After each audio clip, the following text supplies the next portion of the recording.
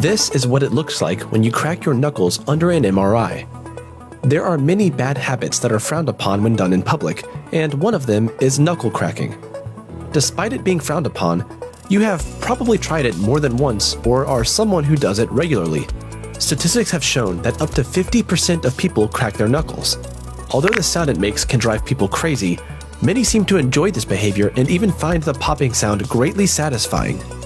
But what's actually going on inside your body when you crack your knuckles? The popping sound is actually gas bubbles bursting in the synovial fluid, which is the fluid that helps lubricate your joints. It is very similar to when you put immense pressure on a balloon, causing it to pop. The reason it is not possible to crack the same knuckle twice in a row is that those gas bubbles take time to form again in the joint fluid. Contrary to popular belief, cracking your knuckles will not give you arthritis.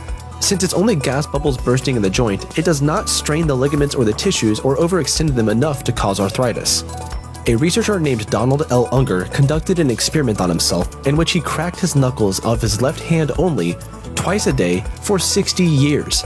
He then examined x-rays and found no difference in arthritis between both of his hands.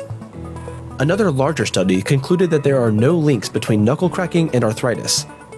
There have been a few reports of dislocated joints and tendon injuries, but that depends on how much force was applied and if the joint was moved in the wrong direction.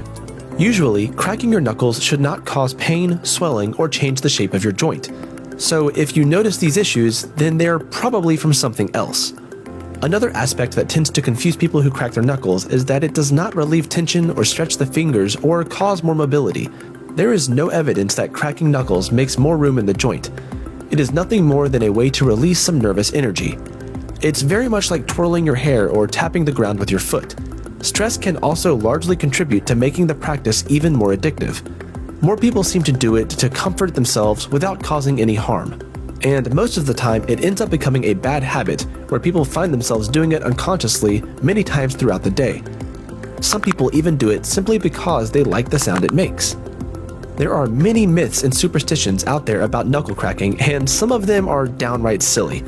For example, some people say that the number of noises you hear when you crack your knuckles tells you how many people are in love with you. Clearly, there aren't any scientific studies to support this idea, but we'll keep you posted if that changes. So, in a nutshell, the only real problem with knuckle cracking is annoying the people around you. If you would like to stop cracking your knuckles, a great way to start is to think about what is causing you stress in the first place, then identify ways to address it. You can try deep breathing to release any tension, or squeeze a stress ball instead. You can also practice awareness and make a conscious decision to stop when you find yourself cracking your knuckles.